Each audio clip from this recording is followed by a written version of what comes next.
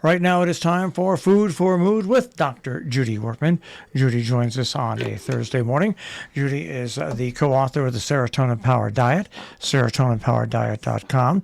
Before her voice was still, A Friendship in the Shadow of ALS, and Journal of a Duck Midwife. And we're pleased to have her here once again this morning. Good morning, Judy. Good morning to both of you. And it's a beautiful early fall day. Really a joy to be able to live in this area right now. It was just a tad nippy this morning for some of us with that. Oh yes, it is. That but wind. It's a pleasurable nippiness. Well, it'll be compared more to what will come later. Yeah, tomorrow. Tomorrow's going to be 40 degrees, so yeah, it's which is more than tad nippy. That's right. Beyond nippy. That's downright. That's cold. That's true. Joy, I want to talk to you today about something that I think a topic we've all faced, a situation we've all faced, and that is, how do you comfort somebody who has just experienced, a life-changing situation, basically a death, or a catastrophic illness.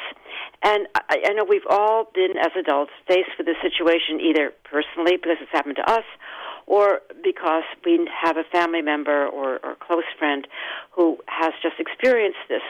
And I was thinking about this because it has happened to me just very recently, in which somebody I know who lives in my building, husband died of a debilitating illness, and I know her and her daughter, who actually was a co-author of one of my books. And I could say and I had two responses, and one I would describe as empathetic and one as sympathetic. And these are different sort of responses that I think bear a tiny bit of discussion. I could say to the daughter, I feel what you are feeling right now, which is sort of an empathetic way of talking, because I, too, have experienced the death of a father many years earlier and quite suddenly, but I understand, I feel what you are going through right now. I could not say the same thing to my friend whose husband died, because I very fortunately still have a husband who's alive, and so I could not say to her, I feel what you are feeling because I understand what it feels like to have your husband die. All I could say was, I'm very sorry. I knew the man very well. I'm very sorry that he died, but it couldn't really go beyond that. And I think it's a situation, again, that we face because oftentimes we really don't know how to respond to people who are going through a situation with which we, at this moment, thank you God, have not had to respond. In other cases, we know exactly what to do. For example, you might have a relative who is going through an illness or a friend, and you've gone through the same thing yourself, or a loved one has gone through the same thing. You know exactly what to say. And I think oftentimes we come across saying the wrong thing, or even we shouldn't be saying very much at all, and let the other person respond, rather than saying, well, gee, I really know what to say to you in this circumstance. And again, I haven't really come to myself any conclusion, because I said I've been in that situation. I'm sure you have too, where you simply don't know what to say. Yesterday was a perfect day for it. We had many depredations in the animal kingdom yesterday, and it's very hard. Somebody had somebody else call me because she was so shattered by what had happened to her.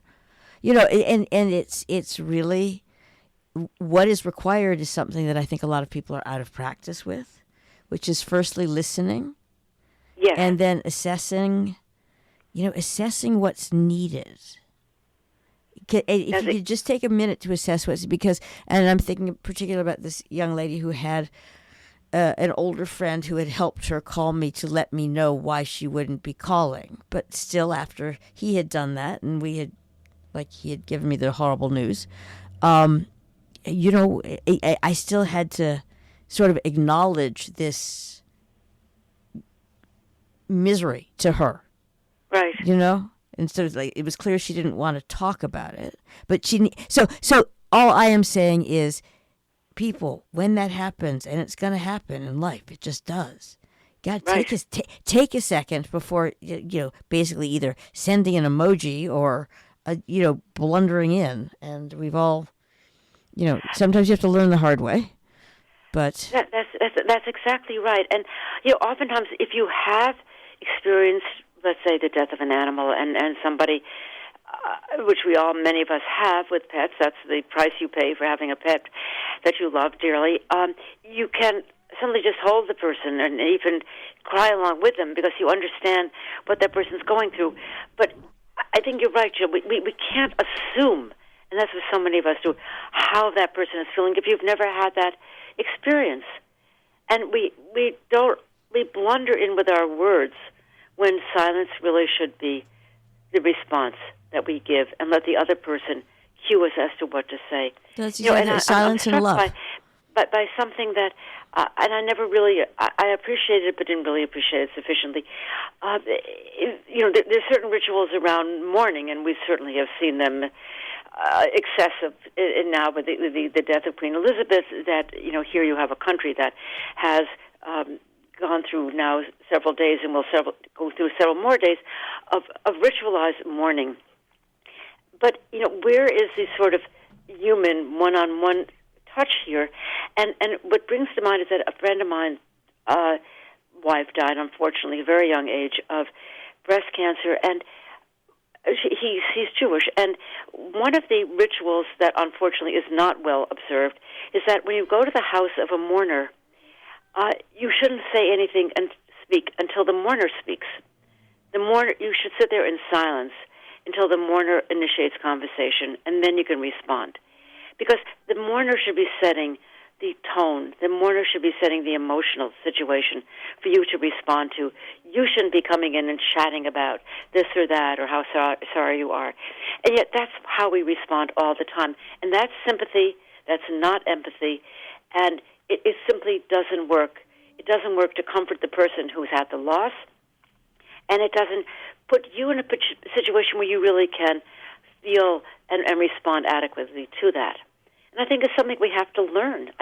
Nobody teaches you how to do this, and unfortunately we blunder into these situations and do it wrong until we are in that situation where we're the recipient, and we say, wait a minute, you're doing it wrong for me. Right. And it's so funny because over the years, people have been, desperately encouraged to think about how they would respond first. Like, well, what would I do? And it's like, you know what? This isn't about you. So all really, a really good place to start, what I'm trying to say, is stop, listen, and wait to be cued. You'll know what to do. That's exactly right. That's exactly right. And if the empathy only comes in, I understand your silence and your sadness, and I'm just here waiting for you to tell me how to respond. That's all really that's needed. Well, let's hope we don't have to have too many. I'm sorry, Joy, that Julie went through this yesterday. Every day in which we don't have to go through this is a good day, right? Yeah, and and Marshall was a participant as well. So yeah. Okay, well, sorry, we sort of had a sad, but it's important. It's important to talk about, and I'm glad we had a chance to do it. You are absolutely right. Thank you very much, Dr. Judy Wurtman, Food for Mood. And, of course, you can hear Judy here on Robin Hood Radio on a Thursday morning, right before This Week in the Lakeville Journal, and also at robinhoodradio.com. Click on On Demand, click on Food for Mood with Judy Wurtman.